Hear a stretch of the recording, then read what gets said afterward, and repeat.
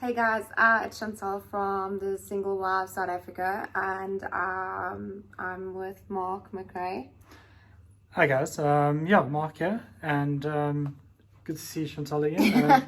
Good to see you isolating together. Absolutely. Currently dating, but we'll get into that.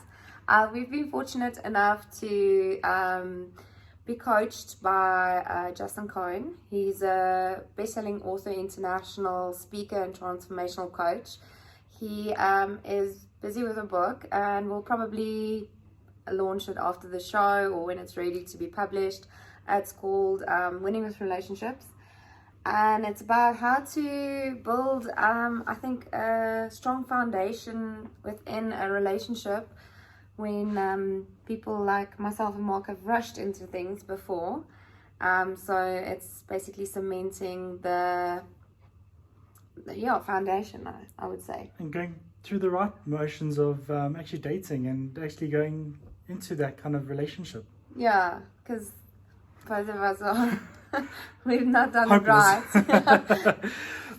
So we're going to just talk about our backgrounds a bit, and Chantal has been on the show and she has spoken about her background, but I'm actually going to talk about a bit of mine, seeing as you guys don't really know my side of the story. In terms of my side, I've been married twice as well, kind of a third time, hopefully lucky. Oh wow, no pressure. No pressure. But yeah, my first marriage was, I was actually probably about 25, 26, 4 months, got engaged. It was a very quick engagement, and I just felt it was right. But spending time, as time went on, we only got married after 2 years. 4 years down the line, and I kind of got a unfortunate separation and moved on with our lives in terms of my first marriage.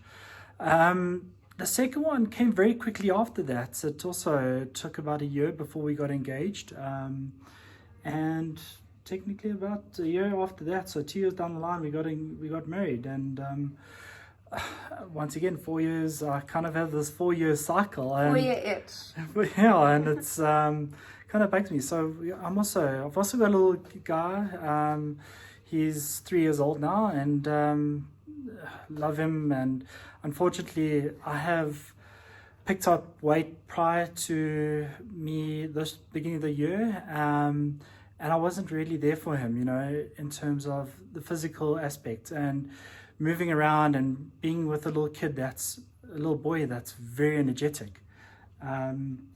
He's very busy. He's very busy. To get him to sit down on a video call takes a lot of effort. Absolutely. So, yeah, it's been one of those. And, of course, I know Leslie and Warwick, and Leslie phoned me up the one day and said, listen... oh, no, he's jumping the gun now. Okay. But we'll get into that. Let's get into it. Okay. So the reason why we're giving you the background is so you can understand why we are doing what we are doing, because we've hit like week 3, 4, we've hit a hurdle already. So rather than crashing and burning, we're willing to see how far we can get with this. And I mean, if we can help someone else deal with their relationship problems the way we are dealing with it, and with the help of Justin Cohen, of course, who's amazingly brilliant with these things, and he's like always puts you in a hot spot, helps people out.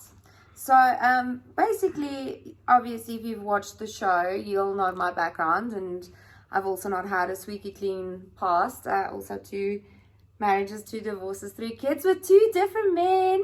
Okay, just putting it out there, if it is a thing that is bothering some people. But that's the reality of my life, so I'm gonna have to deal with it.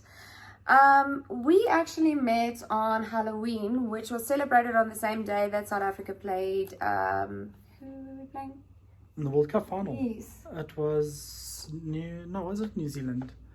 We can't even remember. It was South Africa won. That's the only thing. Okay. But anyways, we were actually celebrating Halloween, and I came back from my daughter's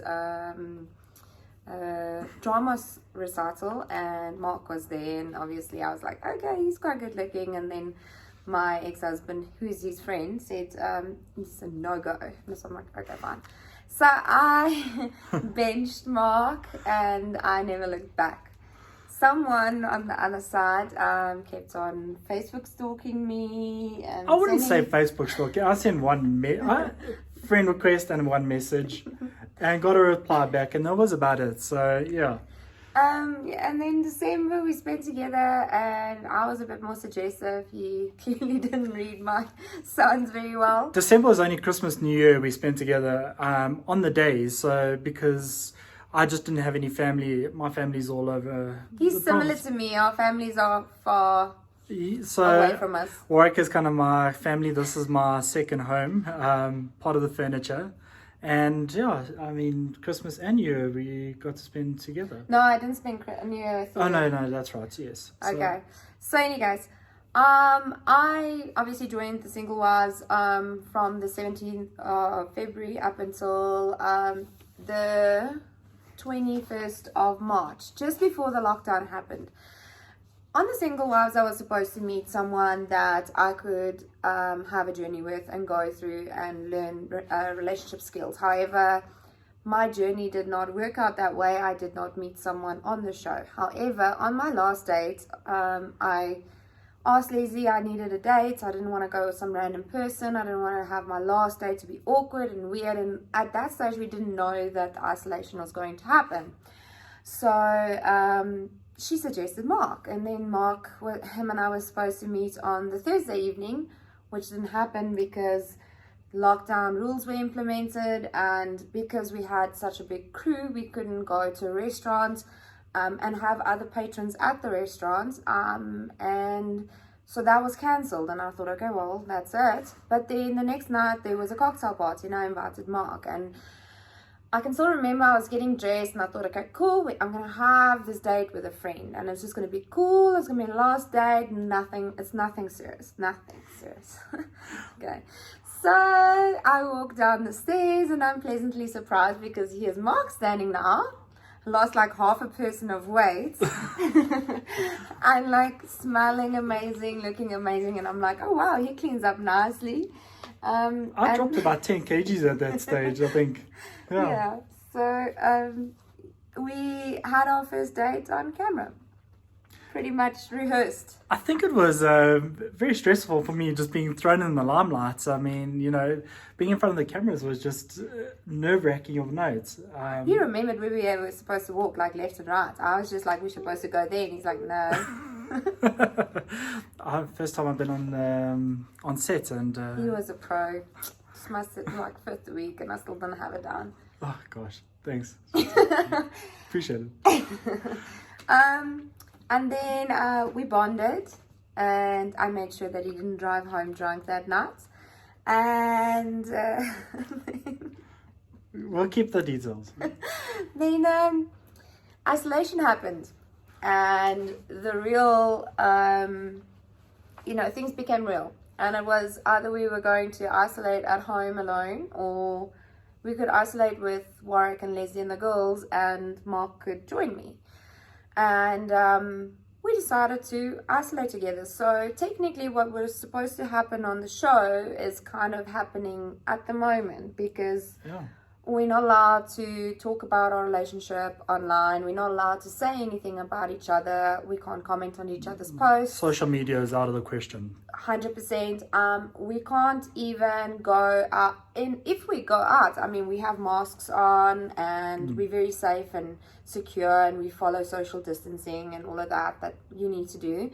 But in a sense, we still kind of in the show, because there's no talking to people outside. Absolutely, and we kind of only have ourselves and Warwick and Les with the kids. Yeah. So basically what our biggest hurdle is going to be is we're doing this like a very long way around, or different way around, because we moved from meeting on the show at the end, having a date, and then isolating together. So our challenge is going to be moving into our own respective homes afterwards, and then having to deal with living apart, which is also not your normal kind of situation that you would normally go into. So luckily, Justin, we had a bit of a big blowout, which resulted in me asking Mark to pack his bags and leave. but luckily, you know, as I say, love is blind, and we kind of like each other still. So we decided to work on things. However, it's more work from my side due to my personality disorder. I think we are very similar in a way. Do you want to elaborate a bit on how we are similar? So we both have the same Leo. So we're very fiery, star sign, and we're very fiery, very, you know, emotional people, but very caring towards each other. At the same time, we like to offer our service to each other. So it's not about givers gain instead of givers take. So we like to give each other a lot of compliments. We do a lot for each other in the house. I mean, in the mornings, I've now got into my gym sessions, and the one thing I like to do is, you know, coffee or tea for Chantal in the morning. And then straight after that is a shake, which I normally just tend to have by itself. So I don't even think about breakfast anymore. It's become protein shakes. He just makes it, and it's amazing. And then the day just rolls over. I mean, I'll probably go out and do a bit of one or two clients, and Chantal's got a bit of work to do on her side. I'm studying quite a bit, and homeschooling. Oh, that's also true. And then in the afternoons I'll get back, you know, come back from the day's work and get into the yard and onto the grass and start doing our gym sessions for about 45 minutes to an hour and a half. And it's fun, it's interactive. We've got the kids are running around and copying what we're doing. So it's been a different life. It's actually been a new normal, which is very amazing, and it's kind of nerve-wracking thinking that this is going to end soon. Yeah, so that's gym every day for us, and even if we don't get a full session in, at least it's 20 or 30 minutes in, you know, a bit of yoga here and there, so try to get the sensei He's not good at yoga. But anyways, so we gel really well, like very, very well, but obviously we both have different backgrounds and different stories, and the unfortunate thing for Mark is he's going to have to deal with me, not just on an emotional basis, but with the basis with the fact that I have a personality disorder. I have BPD, borderline personality disorder. So I have what I feel, what you feel and what I feel 10 times more. I am extremely driven by abandonment and rejection and self-awareness, and constantly judging myself and when people are not even judging me. So I always blow things a little bit out of proportion, and Mark is going to have to deal with not just being in a difficult relationship, but being in a relationship with someone that has borderline personality disorder. I have sent him some research on it. So I think it's been about 20 pages of the text that you sent me, and I've had to read it. So maybe you can give you some insight on what borderline personality disorder is. So borderline personality is somebody who reacts very quickly to a certain scenario. When I say that, if you take, for instance, a Ferrari car, a Ferrari is it's a machine, but the problem is that the machine is not being fueled properly. In terms of not the right information, not the right advice, and this goes to a lot of people that are out there with this kind of symptoms. You know, they're not getting the right information and the right advice. As soon as you fed that machine the right amount, the right advice and fuel, it purrs and it moves really quickly and really fast. But it's got to be the right advice. There's many, and the right support. I know Chantal's had the support in the house, and with all her, you know, I've been in treatment for 11 years, so I kind of know what my disorder's about and how to handle it, but it still gets the better of me. So she's still very fiery, and you know, I've got to kind of tell her, listen, we need to just like calm down, let's take a rational decision here and let's work through this one by one. Hence why I approached Justin and I was like, dude, I need help. I think I'm going to ruin the best thing that's probably going to happen to me. for the rest of my life, and believe me, I don't want to do this another time around. So what would you suggest? And we are fortunate enough to work with a copy of his new book, Winning with Relationships, not just in a romantic relationship, but in business as well. And we've going to use it as tools to work through our relationship, to set the right precedents, and also put boundaries in place, and also have a solid foundation. Absolutely, yeah. So Justin's chapter starts with the law of influence. Okay, so the first law of influence is give to get. Now, there are many different ways to get certain things, and the most prominent or more popular way of doing things is by manipulation. And what Justin highlights in the book, in this chapter, is that if you manipulate, you are basically getting someone else to do what you want them to do and not what they want to do. So you're not becoming an influencer, you're becoming a conman, and that's not what you want. So you need to be of service to someone else in order to receive the love that you want. Is that what I'm kind of like on the borderline? Yeah, you absolutely nailed it there. You know, it's you don't want to influence somebody. You want them to react in their own.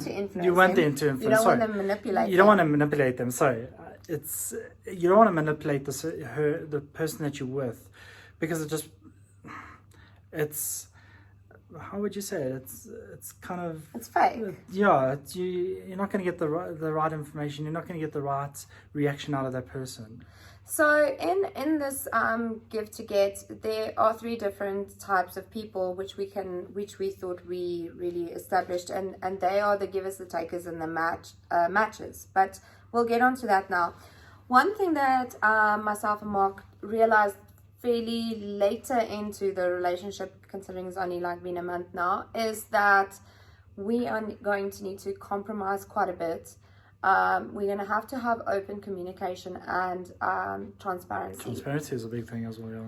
Because I have triggers and I see certain things, and rather than looking at the whole picture, I see one small area of that I don't agree with, and I blow it out of proportion. She flies off the hook, like literally, yeah. And I've got to control that and manage that. And he didn't manage it on the first night that happened. Yeah. Our relationship nearly crashed and burned that night. Yeah.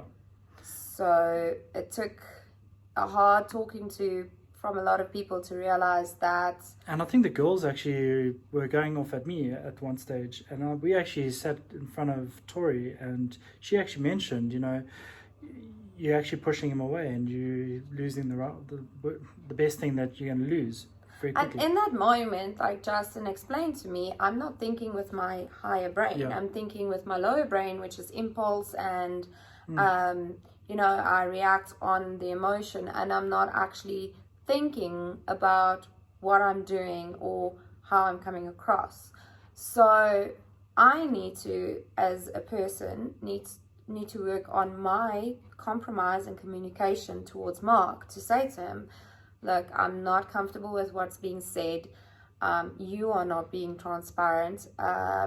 You are relaying messages the wrong way, and it makes me feel uncomfortable. Absolutely. So in that, I need to take like 10 steps back to be where he is on his first step, if I can kind of get it to that. Yes, because you just like rush, like I'm a racehorse. 120 k's an hour, and I'm sitting at like 60. This jockey hasn't gotten it down So yet. I'm trying to like bring it back down to my level, and yeah, that's what we're actually doing at the moment. And she's got to remind herself, you know, to have a normal relationship, she's got to literally slow it down by tenfold to realize that that's the relationship that she needs, that's the foundation she needs to build to have that long-term relationship together. Because I was already talking about getting married, eloping, moving in together, and it's not even there yet. Yeah. And it's my fear of abandonment that I was so worried, scared about. You were worried about losing me. And losing him, Yeah. He's pretty nice. So the three types of people you get is the givers, the takers, and the matchers. Now, givers are people that give without wanting to receive back. Takers, they just take whatever givers give. And then the matchers, like, I will match you 20 if you put 20 in, and then we can go from there. Basically, the understanding. Now, Mark, we've established, is a bit more of a chronic people pleaser. I like to please everybody because that's my business. I like to please That's all his my excuse. clients. My clients come first. Okay. So, a chronic people pleaser is someone who wants to be liked by everyone. The type of giving leads them to becoming exploited and exhausted. Now, Mark bats quite a lot. So if he doesn't want to deal with a thing, or he doesn't want to deal with a situation, he bats it. So he's like, yeah, I get it. Yes, no, it's cool. I know what you're saying, But then in the back of my mind, I'm like, dude, you don't know what I'm saying. Like, you have no idea. But he just bats because he doesn't want to deal with it. I've got to learn to actually repeat what Chantal's actually saying to me. And so literally I'm repeating her answer or question back to her so I can give the right And he gets it information. Wrong. And I get it wrong all the time, but majority. But, that's how we are now working things through. So whatever Chantal says, I say it back, and then I will then relate the answer back to her. All the questions. We're going to try it at the end of this. So the three types of givers is the transactional giving, generous giving, and psychological giving. Both Mark and I are not transactional givers. We don't say it's not my job, it's not my responsibility, it's not my part of servicing or whatever, even in business. For me, I will always go above and beyond what I'm supposed to do to make sure that the other person or the company is happy because of the reaction I get. Like, that positive reaffirmation afterwards is like, it's worth more than just getting the deal. So that's where we, like, Mark will make my shakes for me, and I will make dinner, and I'll do his washing, and he'll make me a cup of tea or salads, or like, we do gym together, so I push her a lot with the gym sessions as well. Yeah, and whenever he's like gymming, I lie to him about timing, because I know if I tell him that his time's up, he'll stop. So like, I push him beyond his limits. I mean, yeah, and it's fun. I'm to planking see that pretty well. Yeah, it's actually cool to see that he actually has that resistance, or not resistance, but that endurance, and actually can the mentality to push myself. Exactly. And that's how we push each other, and that's why I don't think we are transactional givers at all. No, definitely not. We are generous givers, though. Absolutely. We believe in service. Doing a good job at what we're doing. No, I mean, you've helped me with my business, and that's been a huge impact. It's been fun. Yeah. So one of the things that stood out here in Justin's book with regards to the generous giving is that, but if you don't want to serve people because you don't like people, serve people because you like yourself. So I love Mark, and because I love Mark, I want to see Mark happy. And every time I do certain small things for Mark, and like even helping with his business, and he's happy, I go to bed and go, oh, yes, that was such an awesome feeling. I was able to help. I was able to connect with so many people. And then, but also the gratification of knowing how happy he is and what he achieved from it, that's like a double bonus. Why wouldn't you want that? Absolutely. I mean, it was just the other night, I actually complimented you and said, thank you so much. It's such a gratification that somebody else can actually step in and say, listen, I'll take that off your hands. Especially being Chantal has really stepped into the part that I couldn't play in my business, and she's really taken that upon her to help me out in that sense, which has been like a blessing in disguise. Absolutely. But with the blessings come the negative parts as well, which we have to address because it's not all roses. Yeah. I believe that Mark, the chronic pleaser in Mark, is the one who is subservient and submissive towards his ex-wife. Well, hopefully at this stage it would be ex-wife. But for me, I feel I'm 80% invested so far, because like 20% of me is like holding back because I know he's not maybe investing as much as he should be investing at the moment, because of the fact that he does not stand his ground. So his generous giving sometimes becomes a chronic people's pleasing, and in that sense I need him to work on seeing that when your ex phones and she reminds you of, or he reminds you of time you spent together, it's to soothe a problem. That's not helping. That's like taking your mind off of where your situation is supposed to be at. Not saying, are you okay, can I do something? Not, are you okay, can you remember when we last spent time together? Like I feel it's like a double-edged sword. I don't know how you view it. Yeah, I mean, I would just say yes to everything, and definitely move past the point of conflict and with her. And Charlotte had to actually just step in and say, listen, I think you actually need to push the boundaries and see where it takes. Not even push the boundaries, but stand your ground. Stand my ground. And I think that's where she's actually realized where my fault is in my personal life. And it's the same with my business. I mean, clients always come to me and, I go the extra mile. I mean, I'm a giver, and I'll be like. But there's a line of giving and chronic people pleasing. Absolutely. But we can't do everything in one night. So we have to focus. Just like I have to focus on the fact that I have major abandonment issues. And I can potentially break this relationship up and lose the best thing that's ever happened to me. Mark needs to think about it daily, saying, I will not allow people to speak to me in a certain manner. This is going beyond my point of dealing with, this is my boundary. And you saying certain things that cross that boundary is just not right. And I'm actually going to voice it. And the thing is, what's going to happen is, and it always does, people react negatively. So he's going to stand his ground, and then the first reaction, 100%, and I know this is going to happen, people are going to be, Mark, you've changed, because now he's not a yes sir anymore. Mark, you've clearly been influenced, or Mark, you've just like, oh my word, what's happened to you? But what they don't see is the fact that he's actually standing up for himself. He is actually backing himself up. He's putting that boundary in place, saying, you will not speak to me like this.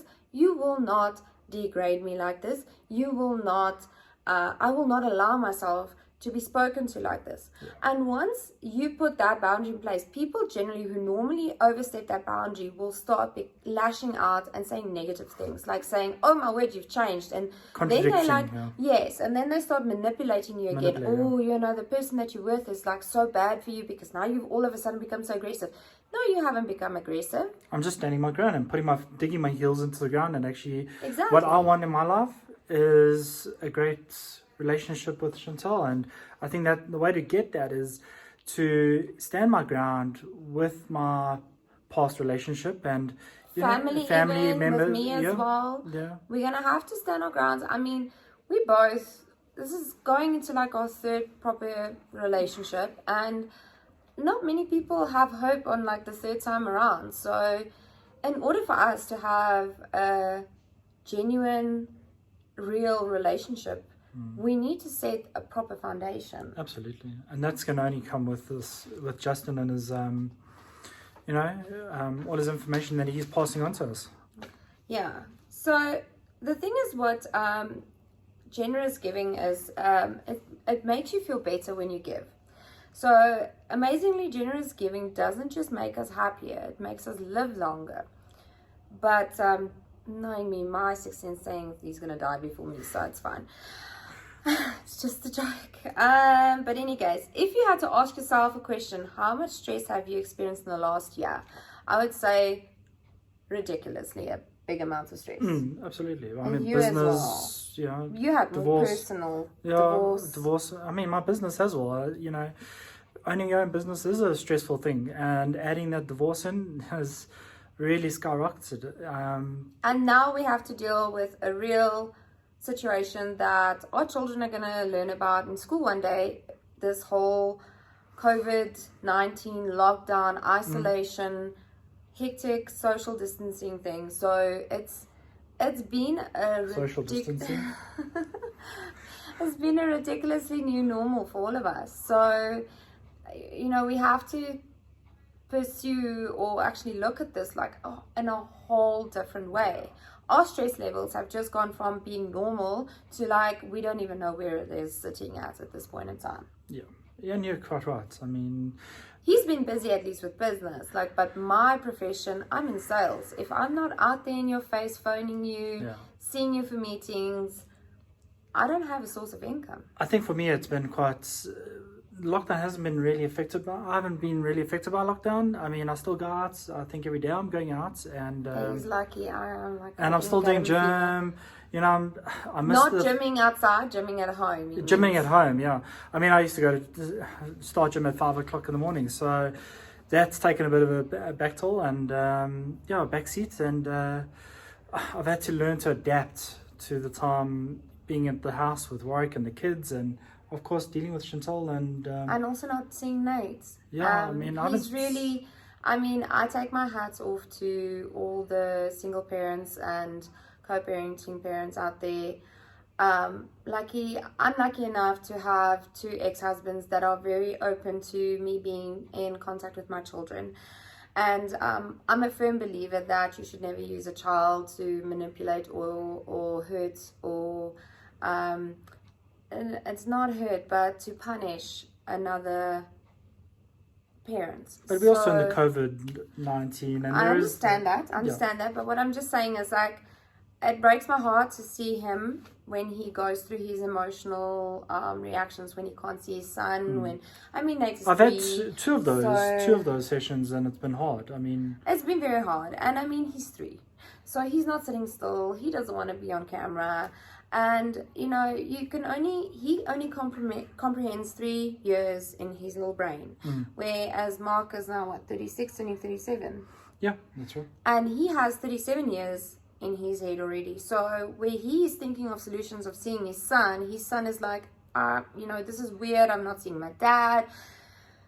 Things are just not normal. So I feel as an adult we have to carry like extra weight with regards to emotions when it comes to our children, and sometimes we are not given a manual on how to deal with these things. Especially in these times. I mean, COVID's a totally different new ball game, you know, and everybody's lives and businesses are going to change. Lives are going to change everything. Absolutely. I think we just need to realize now that we have to understand that time is quite a big factor, and we have to be a little bit more lenient. So then what we need to do for each other. Okay, so in all of this, Justin has put down the hormone factor, which is oxytocin. And being a man, Justin, I'm saying this, he refers to it as mother's milk. So I'm like, this is such a dude writing a book, seriously. But it is also like giving a hug, social support, love, kisses, affection. No, I'm very big in that. So for me, I want those hugs, those kisses. He wants the mother's milk. I want to be there for Chantal, but she's very withdrawn from that. So I've got to like push boundaries, because also in her way, her past has been one where it's been, pushing the person that she loves the most away. And I've got to reassure her that I'm not going anywhere and I do love you. And, caring for her and being there for her is reiterating that I'm not going anywhere. And I'm actually going to be sticking this through, building those foundations and creating something quite wonderful. Solid, yeah, like a foundation. Concrete. So this is going to be a relationship that's going to be a work in progress every single day. So the other giving is psychological giving. Giving is not always physical. In fact, the giving that feels best is usually psychological. When we give love, respect, and attention, we really feel happy about receiving it.